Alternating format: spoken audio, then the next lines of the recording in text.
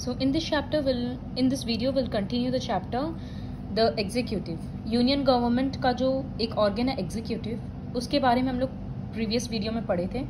President का qualification, president का tenure on इस सब के बारे में। पावर्स में हम लोग प्रेसिडेंट का सिर्फ एग्जीक्यूटिव पावर्स तक पढ़े थे। अब लेजिस्लेटिव पावर्स देखते हैं। So the president is an integral part of Indian parliament. President can summon, prorogue and address the two houses of the parliament.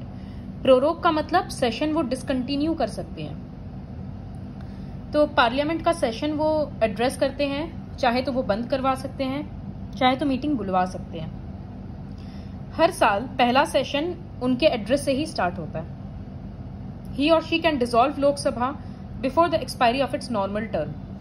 अगर लोकसभा ठीक से काम नहीं कर रहा है तो president has the power to dissolve Lok Sabha, अगर प्राइम मिनिस्टर एडवाइस करेगा तो ही। फिर जैसे हम लोग पढ़े थे कि money bill can only be introduced in Lok Sabha. तो जब लोकसभा में मनी बिल इंट्रोड्यूस होता है उसके पहले प्रेसिडेंट का प्रायर अप्रूवल, पहले से ही अप्रूवल जरूरी होता है। सो ये एक पावर हो गया, prior approval of the president is essential before a money bill is introduced in Lok Sabha. फिर कोई भी बिल जो पास होता है वो लॉ नहीं बन सकता जब तक उसमें प्रेसिडेंट का कंसेंट नहीं रहेगा। राज्यसभा के 12 मेंबर्स को प्रेसिडेंट ही नॉमिनेट करता है। अलग अलग फील्ड से होता है, जैसे आर्ट, साइंस, लिटरेचर। इसके बारे में हम लोग ऑलरेडी प्रीवियस चैप्टर में पढ़ चुके हैं। ही और she can also nominate 2 Anglo Indians to the Lok Sabha if the community is not adequately represented. So यहाँ पर 7 to 8 पावर्स है, जिसमें से you'll have to learn any 5। Now financial powers. So country का एनुअल बजट पार्लियामेंट में present होता है in the name of president. हर मनी बिल को, जो ऑलरेडी हम लोग पढ़ चुके हैं, मनी बिल इंट्रोड्यूस करने के पहले प्रेसिडेंट का प्रायर अप्रूवल जरूरी होता है। फिर हम लोग पढ़े थे कि फाइनेंस कमीशन के मेंबर्स को भी अपॉइंट प्रेसिडेंट ही करता है। कभी कभी in certain cases of emergency president can sanction money to the government out of the contingency fund. Contingency fund मतलब गवर्नमेंट कुछ रुपया स्टोर करके रखता है, जमा करके रखता है, ताकि फ्यूचर में कोई अचानक से एक्सपेंसेस आ गया, खर्चा आ गया, तो उसके लिए गवर्नमेंट के पास रुपया होना चाहिए।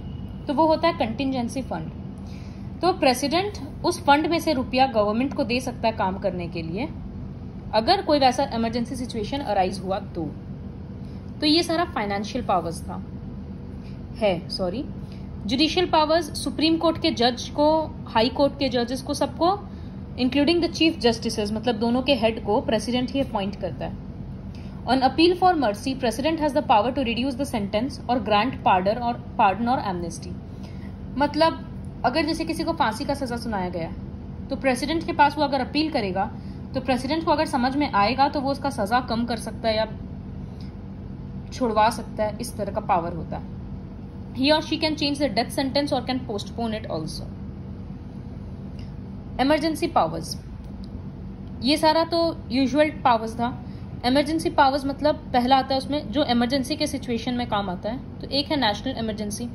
अगर कंट्री के सिक्योरिटी को खतरा है वॉर से, या किसी जैसे कोई फॉरेन कंट्री अगर अटैक कर देगा, या कोई पॉलिटिकल पार्टी एकदम वॉर करने पर आ गया है, उस तरह का इमरजेंसी सिचुएशन में, तो president can declare state of emergency for the whole country. तो पूरे स्टेट में प्रेसिडेंट का रूल काम करेगा बस। Breakdown of constitutional machinery in a state. अगर किसी स्टेट का गवर्नमेंट ठीक से काम नहीं कर रहा है कॉन्स्टिट्यूशन के अकॉर्डिंग, तो president can declare emergency in that state और president's rule will be imposed. मतलब वहां पर का वो गवर्नमेंट हट जाएगा और प्रेसिडेंट का रूल काम करेगा। फाइनेंशियल इमरजेंसी, अगर कंट्री का फाइनेंशियल स्टेबिलिटी खतरे में रहता है तो president can declare a state of financial emergency. उसमें वो अपने अकॉर्डिंग डिसीजंस लेंगे, जैसे टैक्स बढ़ाना, एक्सपोर्ट इंपोर्ट चेंज करना, इस तरह से। सो ये इमरजेंसी पावर्स प्रेसिडेंट के लिए खाली एब्सोल्यूट नहीं है। ही और she can declare a state of emergency only on the written advice of the council of ministers.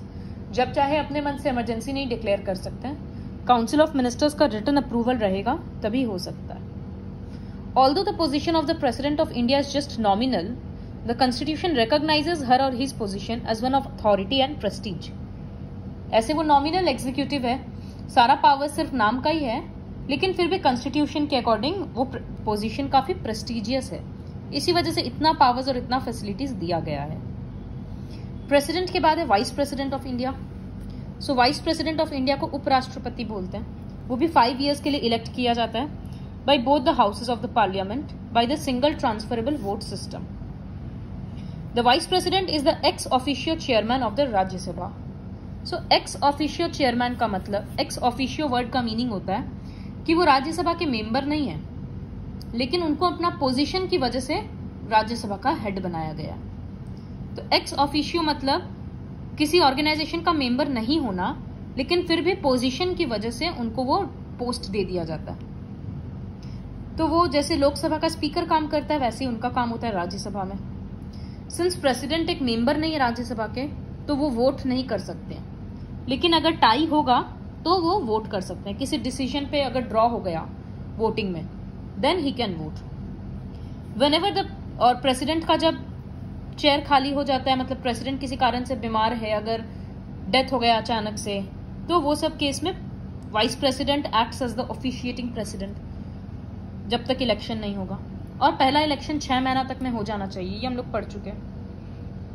As officiating president, vice president is entitled to all the power, privileges and emoluments due to the president of India.